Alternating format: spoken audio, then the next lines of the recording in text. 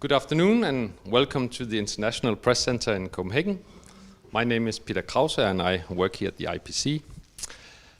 As you all know, NATO marks its 75th anniversary tomorrow, and here at the IPC we thought it was a suitable occasion to invite a senior member of the Danish Defense to come and give us a broader briefing.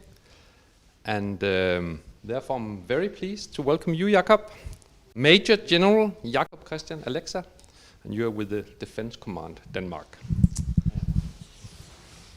Jakob will now do a presentation on topics related to NATO and Danish defense in general. And at the end, we have also allocated a bit of time to do a Q&A, where we will open for questions here from the room and also from Zoom, where you can pose your questions via the chat. But we'll get back to that later. Also be aware that we are recording the briefing today and we'll make it available on YouTube afterwards. So Jakob, I think without further ado, thank you very much. A warm welcome again. We're glad to see you, and the floor is yours. Thank you so much. Thank you. And thank you so much for the invitation. It's a pleasure to be here.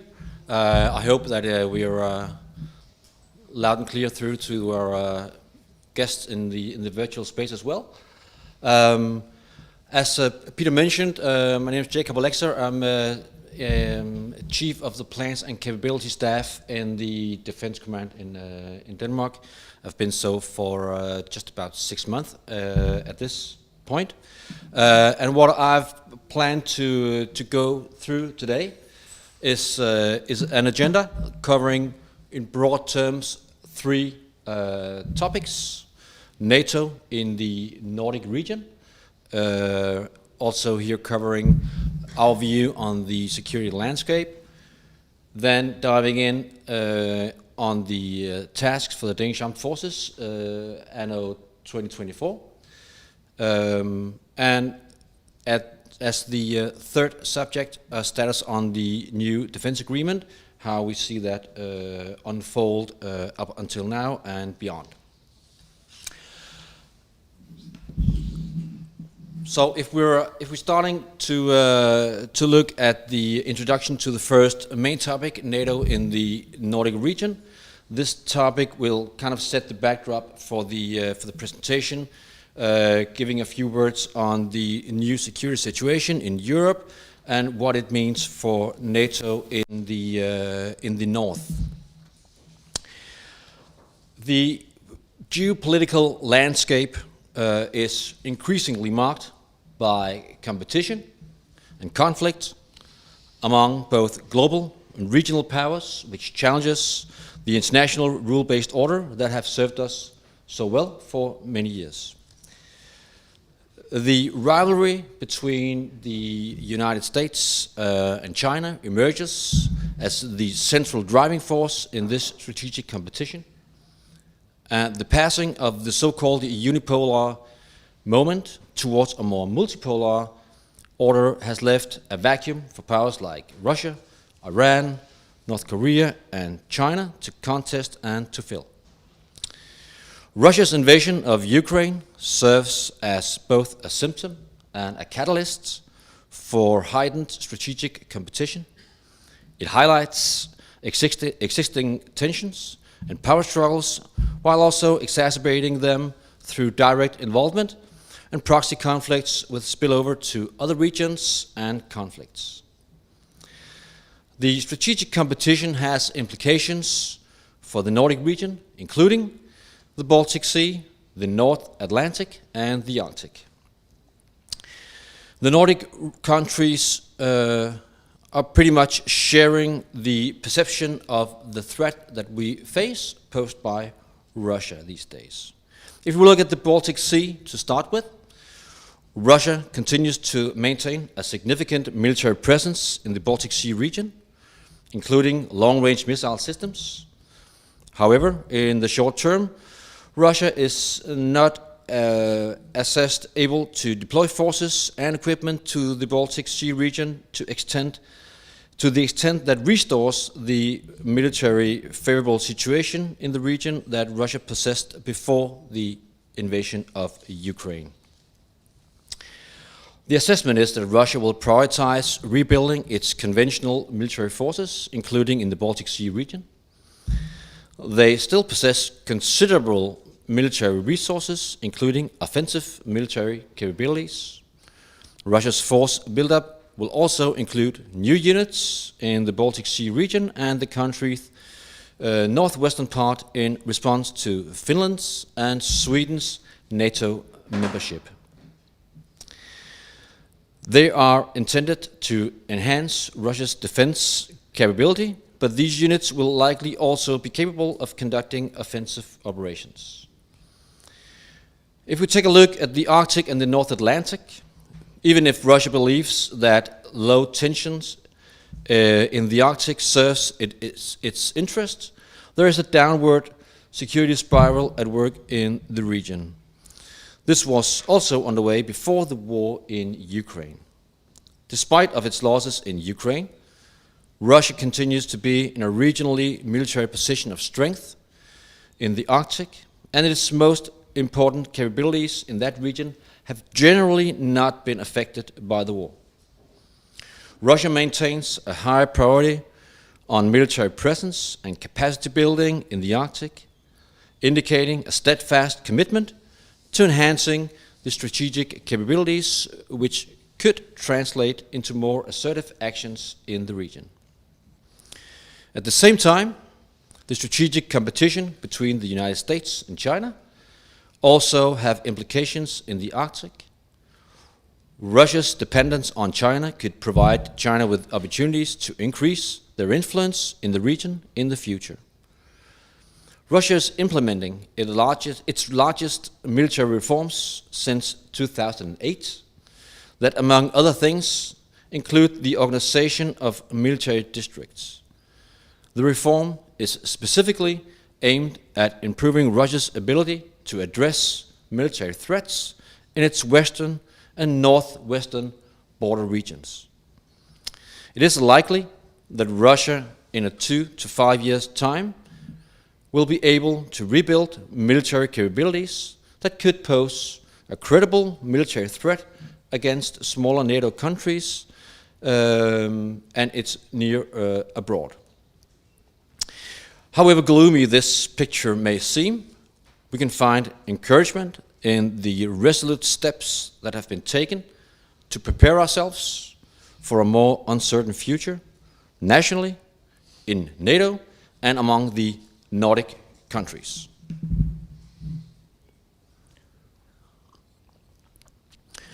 With Finnish and Swedish accession to NATO, the northern flank is stronger than before, and we have linked NATO's borders from the Arctic to the Mediterranean Sea.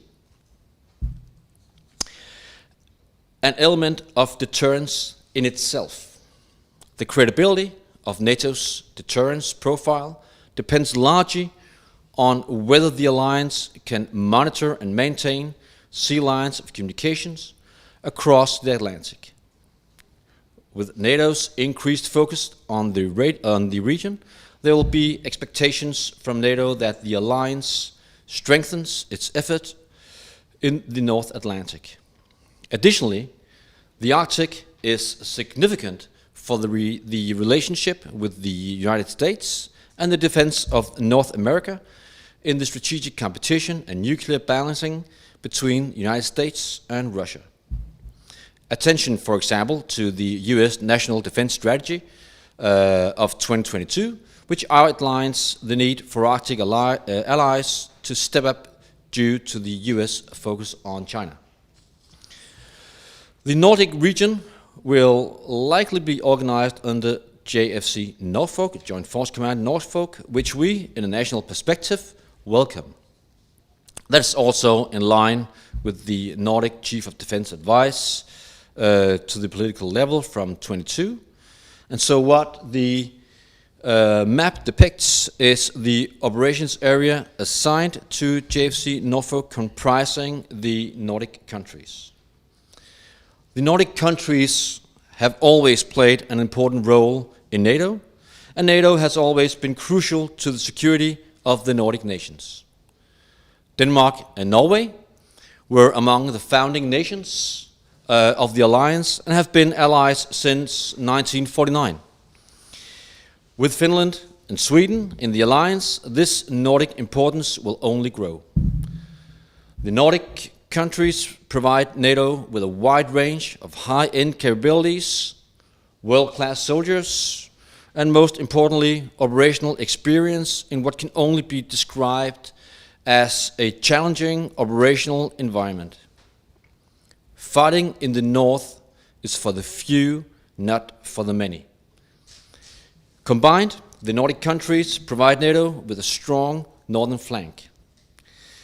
NATO is essential to the security of the Nordic countries, and the true strength of NATO lies in the fact that we share the same values, and we are ready to fight to protect those values. Freedom, respect for human rights, freedom of expression and speech, open democracies, these things matter to us as allies. The Nordic countries share these values which stems from our shared history in a Nordic context, for better and for worse. So there is a special bond between the Nordic nations. In recent years, the Nordic Defence Corporations, also known as NORDEFCO, has increased military cooperation between the Nordic countries, even if Finland and Sweden not yet was a member of the NATO family. We consider NORDEFCO to be an efficient segue for faster and smoother integration of our two new allies. An expanded NATO clearly is not what the Russian leadership was hoping for on 24th of February 2022, but that is what they got, and clearly that presents strategic dilemmas. Ultimately, we are hoping for a change of track and a movement towards a friendlier stance toward the West.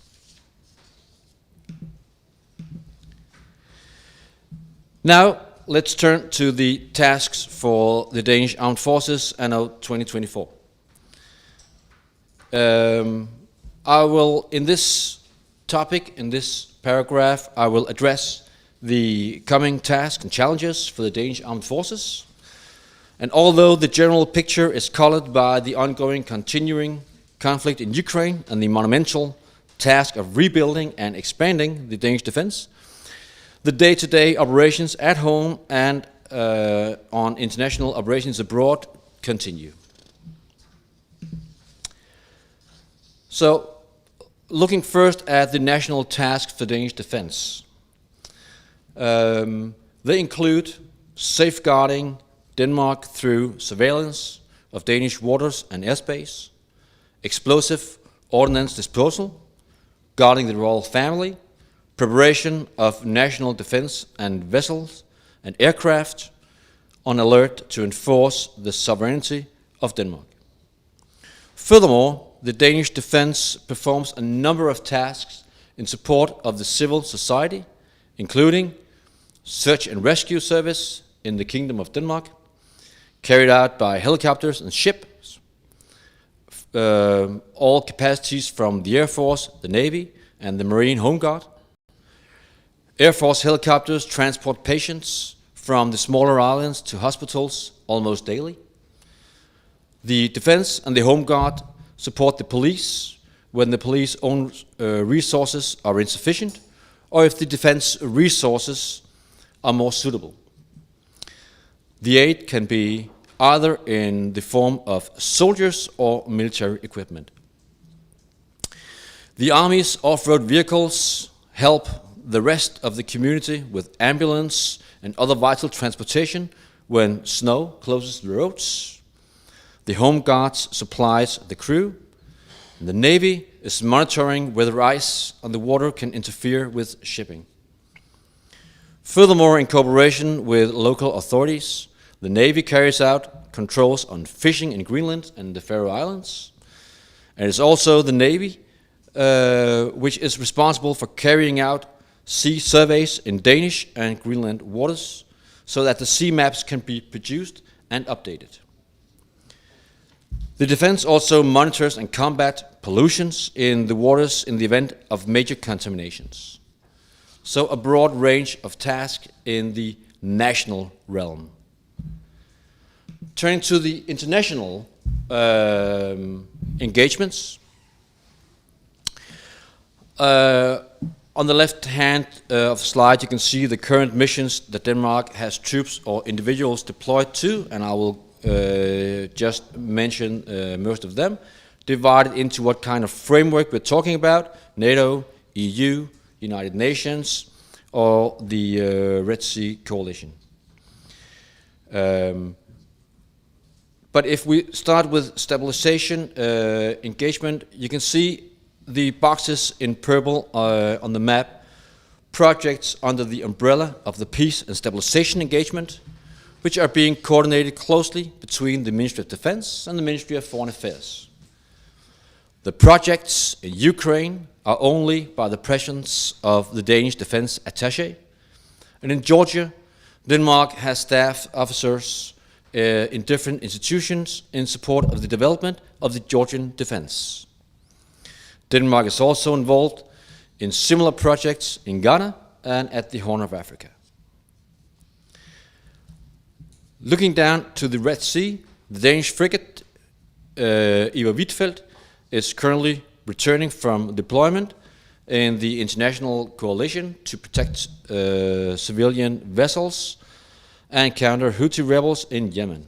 Besides the frigate, Denmark also contributes with staff officers to related missions in other coalitions, as you can see. One staff officer is deployed to Operation Poseidon Archer.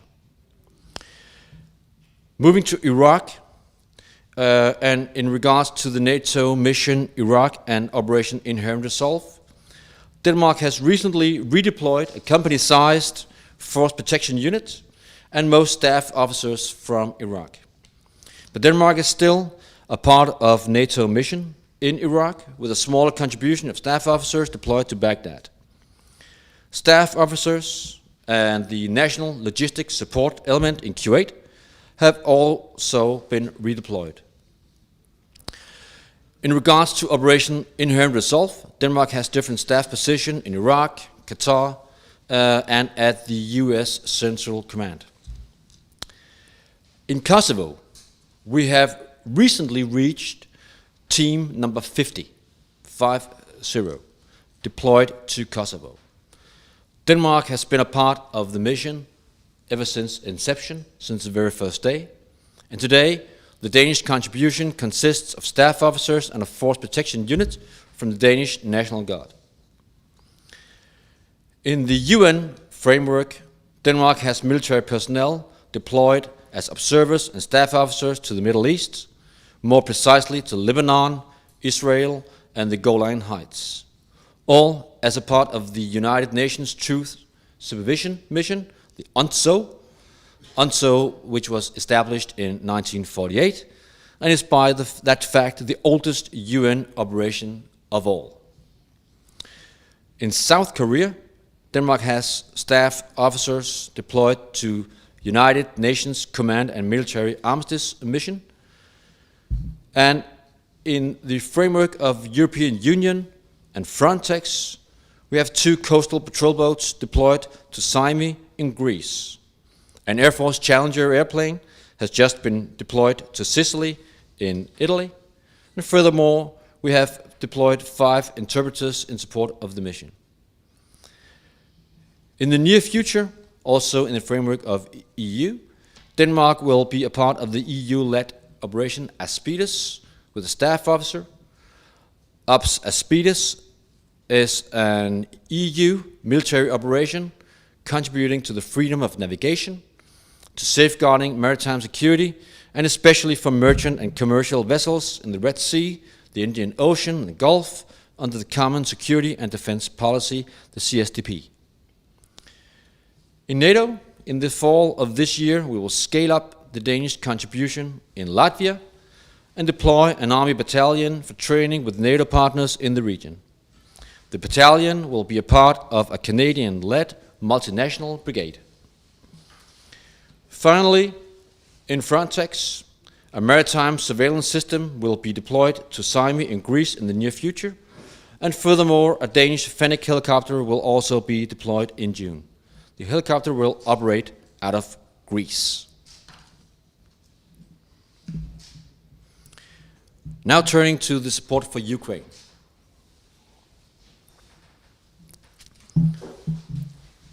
Ever since 2015, Denmark has contributed to training the Ukrainian defense.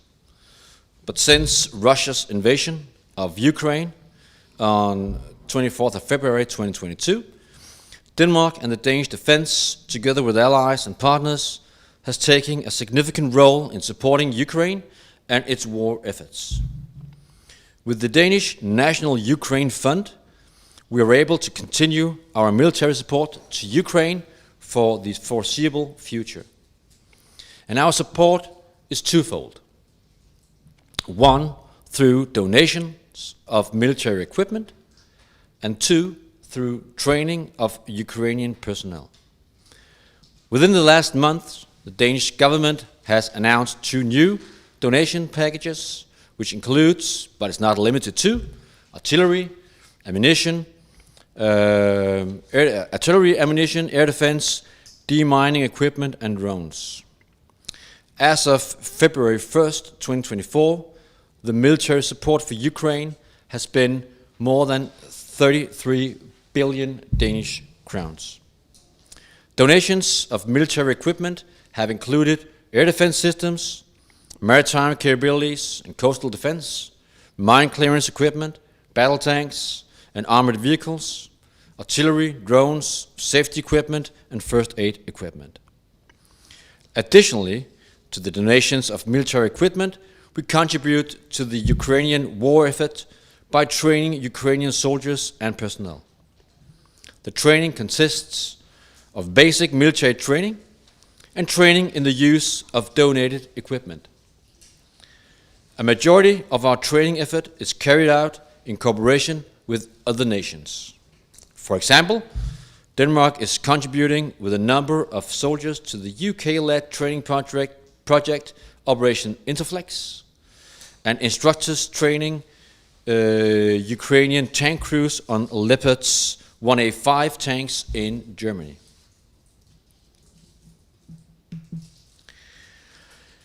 Our military support to Ukraine is closely coordinated with our allies and the Ukraine Defense Contact Group, the UDCG. International cooperation and coordination is an important factor in aiding Ukraine. Within the framework of UDCG, different nations are leading various capability coalitions. The coalitions bring nations together to coordinate support within a specific domain and boost military support, ensuring a comprehensive approach and facilitating long-term support for Ukraine. There are coalitions on artillery, maritime capabilities, air force, ground-based air defense, armor, drones, mine clearing, and IT.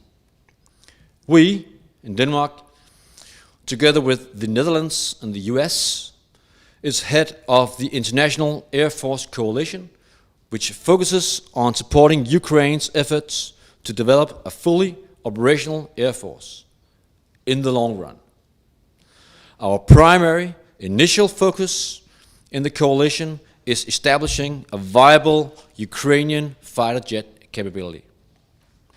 A central aspect in the coming Ukrainian fighter jet capacity is the donation of the 19 Danish F-16 fighter jets.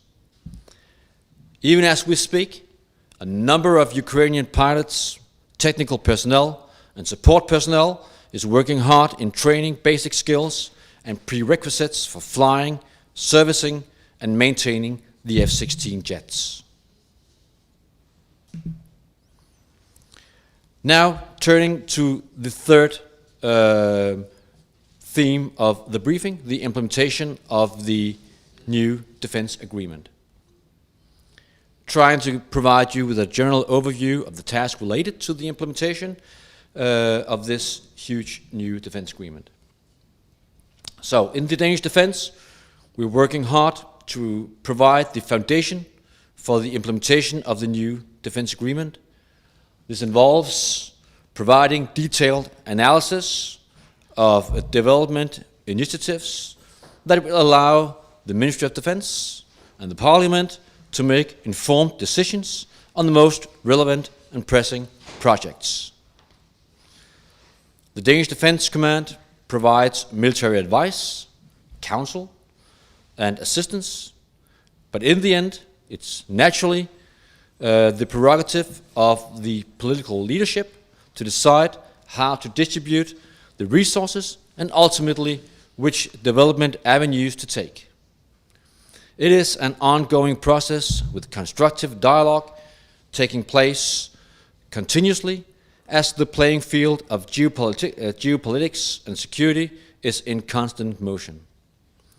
Regardless of initiatives and capabilities, we must ensure that careful synchronization and planning is maintained in order to be successful, because the development of the Danish defense will require a long perspective and contains a lot of moving parts, and the amount of complex projects that will need to be undertaken simultaneously hinges on several preconditions. In other words, we need a coherent plan, and that's what we work on. It is vital that the individual elements arrive at the right time in the right place. A capability needs trained operators as well as the means to maintain and house it. Conversely, if the equipment is not ready, then the recruiting and training efforts are in vain and resources could have been used elsewhere. If we dive into the status of the defense agreement, the previous slide can maybe be perceived as kind of a segue to the next and this final topic, the status of the defense agreement. I will begin by providing a general overview and then address the most immediate efforts in the agreement. The restoration of the foundation of the Danish defense and the contents of the first sub-agreement, which aims to address several priority NATO capability targets and lays the groundwork for further initiatives. So the new defense agreement was approved in the summer of 2023 and is historical in a number of ways.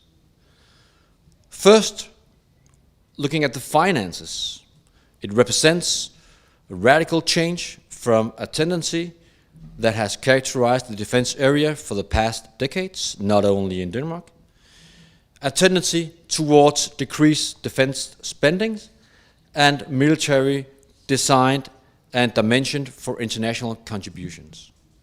The new defense agreement is, of course, driven by the dramatically changes in the security situation in Europe, preempted by the Danish National Compromise of March 2022, where initial additional funding was allocated.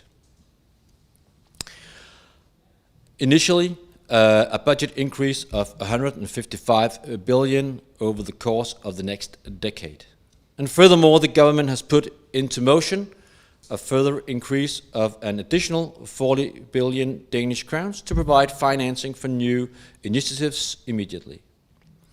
This puts the Danish defense spendings at 2% as of 2024.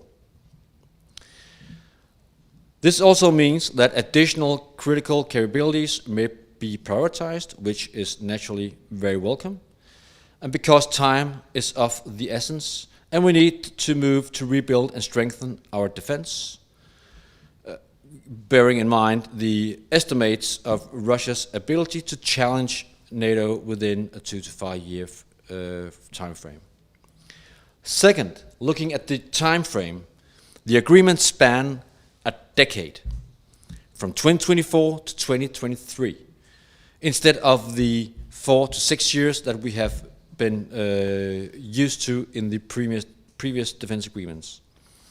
This allows for a much more comprehensive defense development plan, which is needed, as several capacities are significant in scope and will require simultaneous development in multiple branches of the armed forces. Example given, technological development of multi-domain operations. The defense agreement is set within a financial frame, which will contain several sub-agreements that will contain specific initiatives. As previously mentioned, these initiatives are formed on the basis of several analyses that are being produced even as we speak for some of them.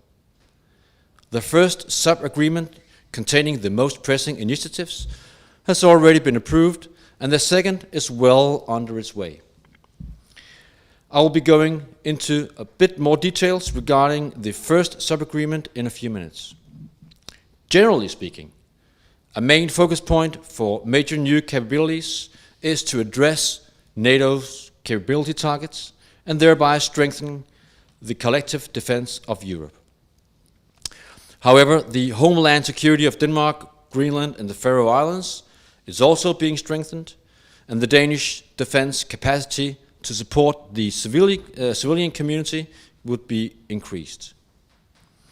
A key factor in making all these developments possible will be a comprehensive restoration of the foundation of the Danish defense, which is showing wear and tear after several years of active international missions.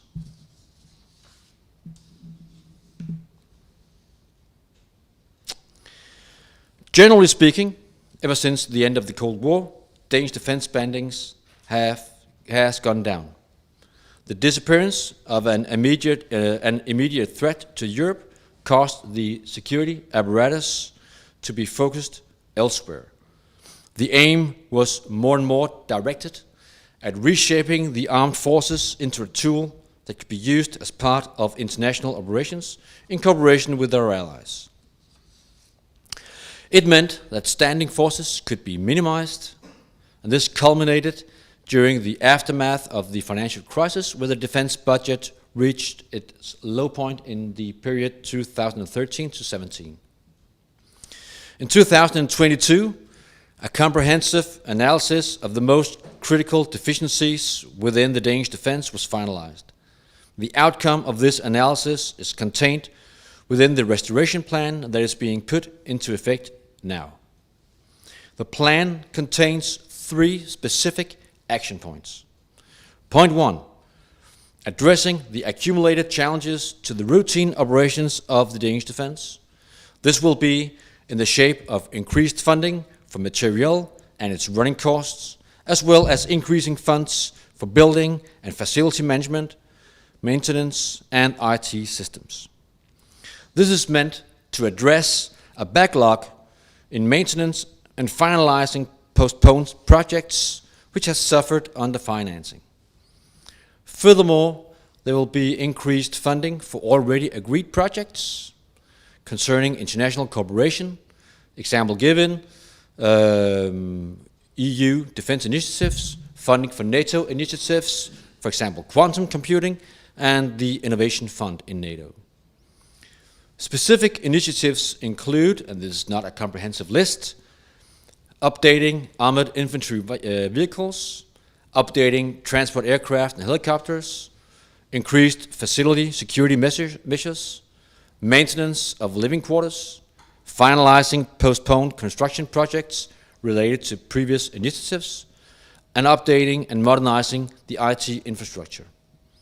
This first action point will take up the lion's share of the funds in the restoration package, somewhat 27 billion Danish crowns.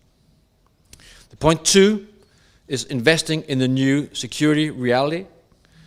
The analysis has shown that there is a deficit in the current running cost in the Danish defense going forward. Prices and needs have increased, and this initiative will therefore address This by allocating funds for more personnel for operational units in all branches of the armed forces, more personnel for the support and maintenance structure, more ammunition, more fuel for operational units, new modern combat uniforms in the shared Nordic uniform system. And point 3, a more effective operation of the Ministry of Defense. A final initiative that will include the introduction of a revised model for managing and overseeing defense development, making it more transparent and ensuring that political decisions are carried through. This will be driven by an expert committee that will formulate recommendations for the Ministry of Defense on how to best manage this. So finally, diving into the first sub-agreement, which was approved in January 2024. It contains the first package of defense initiatives. This first sub-agreement contains a slew of initiatives aimed at addressing the most pressing needs and paves the way for coming development initiatives by allocating resources for the analysis work that I previously mentioned. Financing this agreement amounts to approximately 16 billion Danish crowns.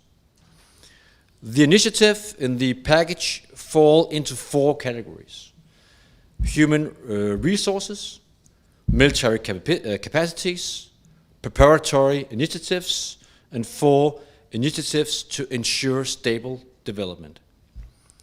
Being a critical precursor for further development, the human resource area has been addressed in the following areas: military trainees that may be recruited from the ranks, new manning system to facilitate manning of critical positions and enhance individual career planning, compensation and incentives for the mobility of uniformed personnel, and improved terms for volunteers. The military capabilities in the first sub-agreement are focused on addressing high-priority NATO capability targets, including very short-range air defense for the Army's deployable brigade, long-range drones for signal intelligence and surveillance in the Danish area of interest, including the Arctic and the North Atlantic, additional point defense missiles for the Navy, as well as lightweight torpedoes for the Navy, and logistics for the Army's flexible deployable unit. Preparatory initiatives must be seen as prerequisites for further development and contain elements such as a strengthened production capacity for supporting services in the Danish defense, such as human resources, logistics, materiel, facility management, and so on.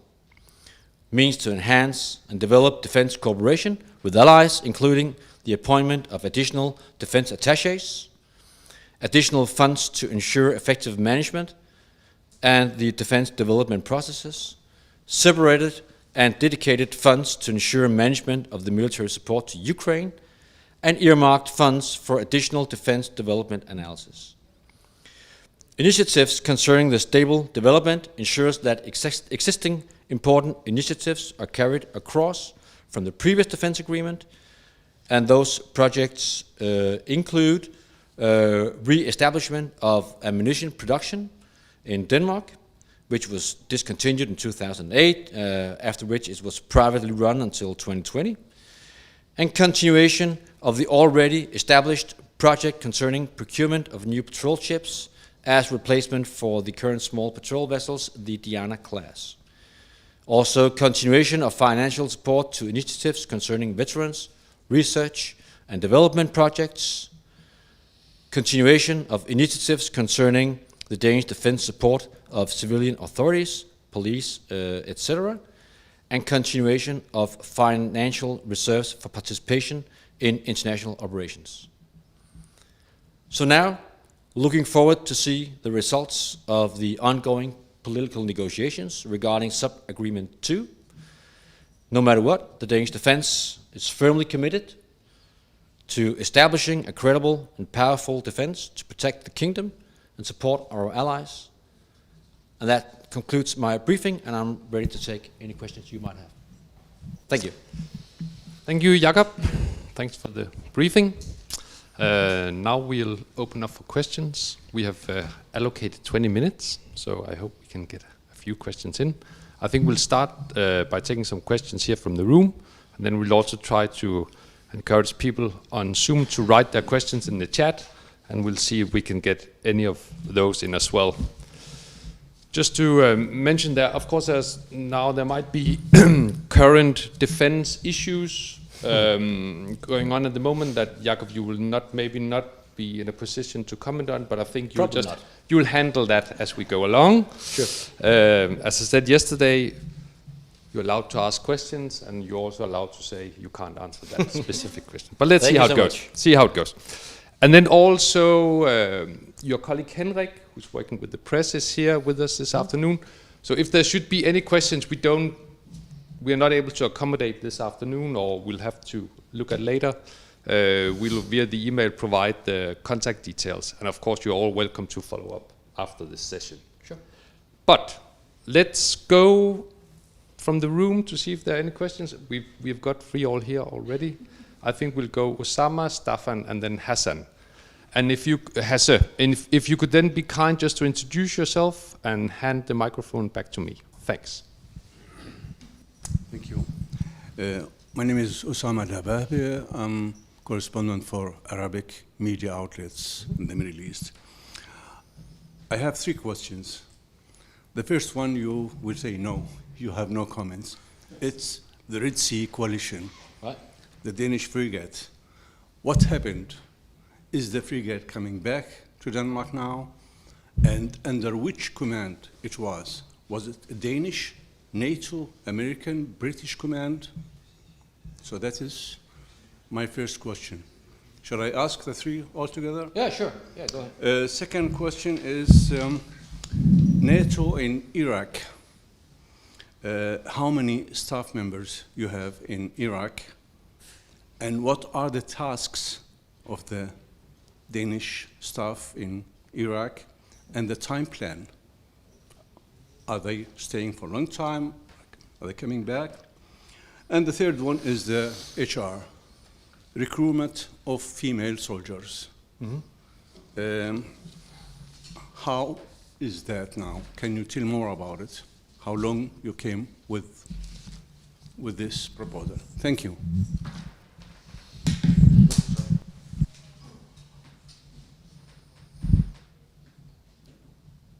Okay. Well, I can say a little bit about the first one. I won't say that much, even though it's not necessarily what is on the focus on the debate right now. But since there is some focus on the Red Sea operations right now, I will limit it to a minimum. I can say that as far as I recall it, on our social media page, we have some small video clips from the situation down at the Red Sea, which you're more than welcome to go in and look at. The frigate is, as far as I recall, coming home this week. Which was as planned, and I think just today I think I will stop it there. But I think the video clips on the LinkedIn, among other things, are pretty saying for the situation that they were in down there. So that's fine. Going into the NATO mission Iraq. I was looking for the exact number of staff officers that we have. It's not many. It's not many that we have. We've been engaged, as you know, in Iraq for many years. All sorts of different contributions, and have been rather heavily engaged in the NATO mission down there as well. Now the number of staff officers and advisors are rather small. I can't recall the exact number on it, but as I recall, we have no, at this plan, no current date for the end of the engagement. That will, any time, that will be a political decision when they think we should get out of a mission. Coming to the female recruitment, I think it's moving the right direction. I think from a defense point of view, we would like as many as possible. Everybody who's willing and capable of joining the armed forces, more than welcome, regardless of what gender they have. I think the recruitment of females is better now than it has been ever before, but it could be even better. I think it's both when it comes to male and female soldiers. Recruitment is not our biggest challenge, it's more the retention. So we would like more soldiers, including female, to join, but even more so, we would like them to stay a bit longer. Yeah, but it's moving in the right direction. That's my assessment anyway. Thank you. We'll go to Staffan next. Thank you. My name is Staffan Dahlev. I'm a freelancer working for Swedish, Danish and partly European media outlets. As I have understood it, and please correct me if I'm wrong, this setting up of a brigade was part of the previous defense agreement. It has not met its goals yet. Is there a timeline for it?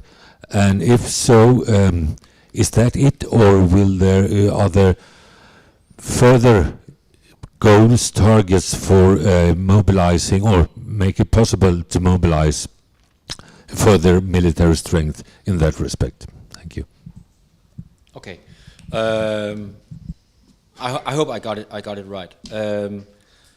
It's true that the brigade was a part of the defense agreement also that we just left. As I recall it, there was a goal at that point to have built up a medium-sized brigade, which is vastly different from a heavy brigade, which is the longer-term goal. I think the original timeline for the heavy brigade was 2032, originally in the previous defense agreement. Now, whether that would be accelerated in the next sub-agreement, I have to make that pending. I know that the government proposed or suggested that it was subject for massive investments in the next sub-agreement. That is being negotiated in these days and weeks.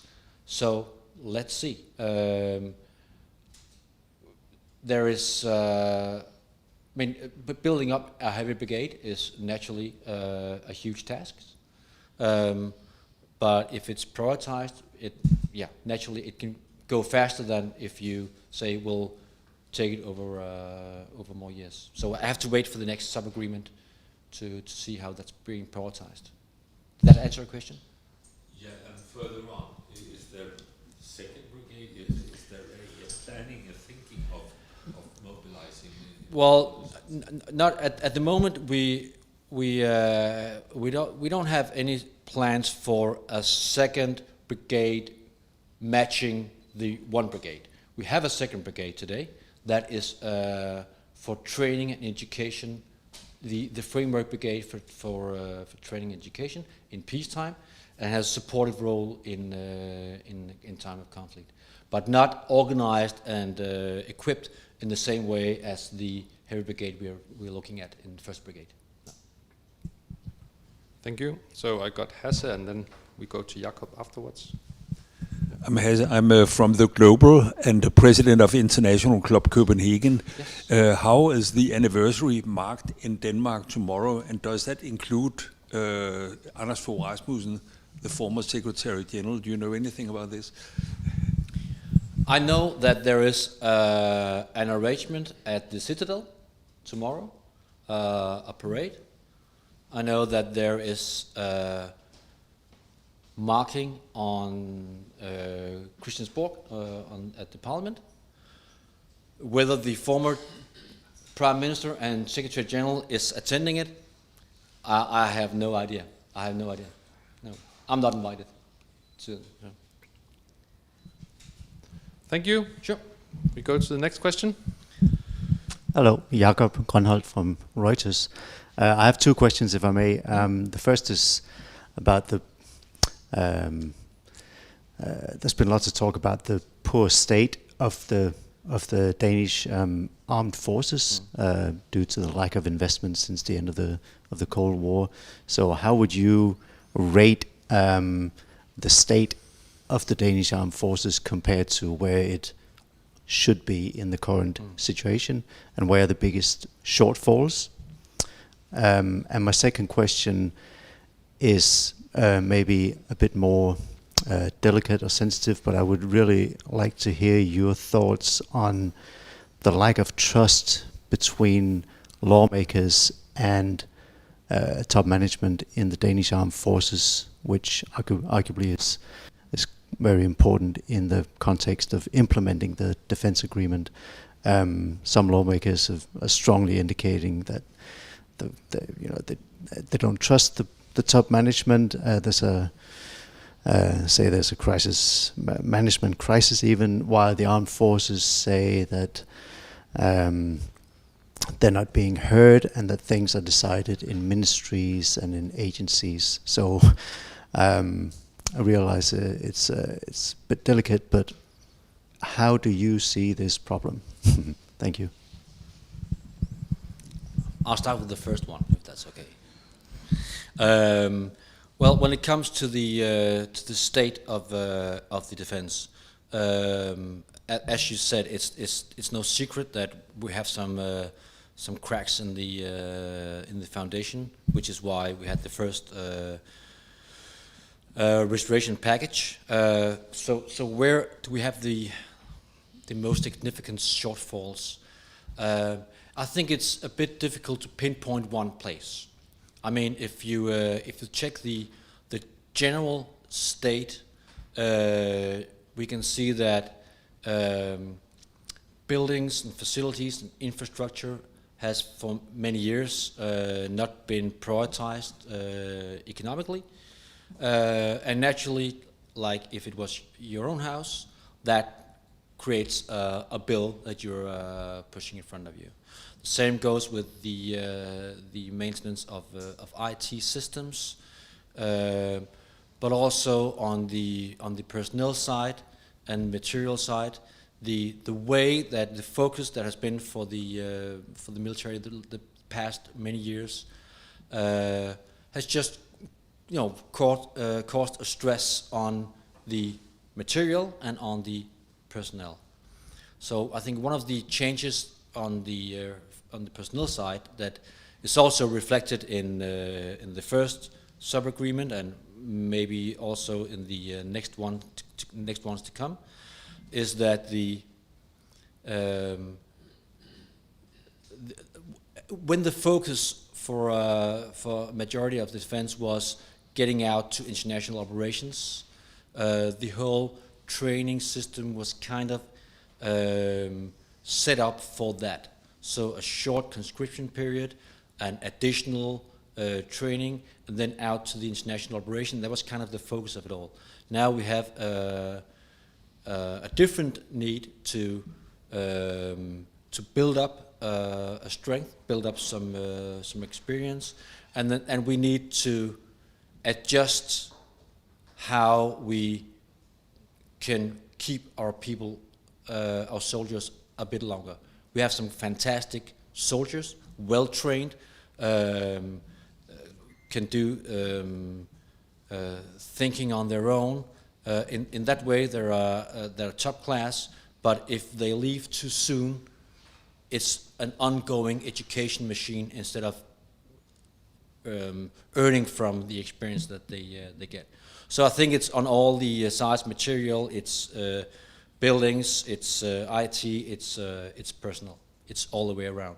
So that's what we're starting to build up now. May I ask, what would be on your wish list for sort of military equipment, like missile defense, for example?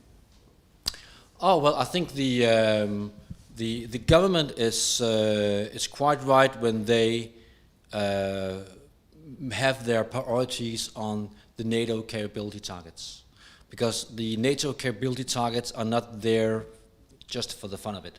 I mean, they are there for a reason, and the NATO capability targets are the brigade, it's air defense, it's anti-submarine warfare, and those are some of the crucial shortfalls. When it comes to the second question that you have, I don't think I will go that much into it. I'm not. I do not share the atmosphere that there's a mistrust between the political level and the military level. I don't experience that myself. It's not my impression, but I don't think I can get deeper into that one. Hope it's okay. Okay, I see another question here, please. Oh, please.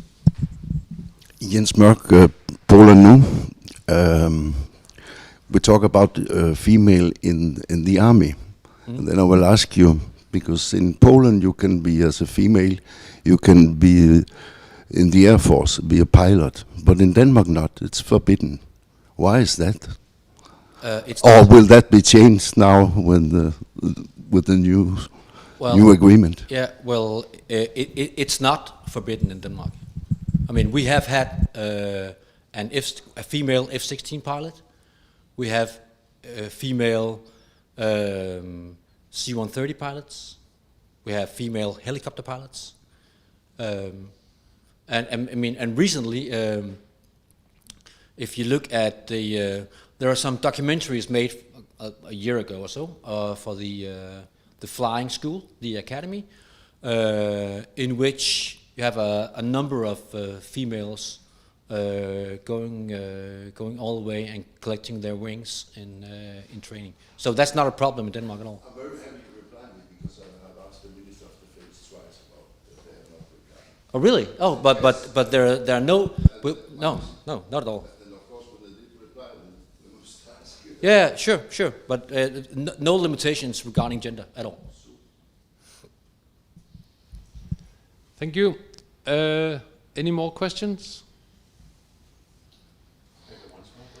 Jakob, welcome back. Yeah, we have 1 minute left, so why not? Okay.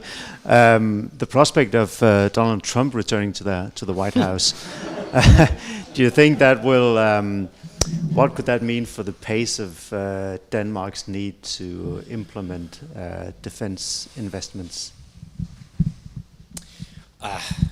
Well, that's a rather broad question. I don't know. I think the current security situation has proved that no matter who's in the White House in the United States, the European nations and Europe as such needs to build up their capacity, and I think that would be irrelevant who's the president. I think we are on the right path, and we will not slow down. Thanks. Okay.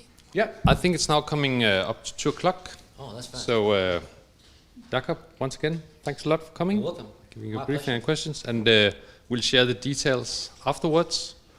And also, just before I say goodbye, let me just make a little advertisement for tomorrow, when we'll be back here in this room with another briefing.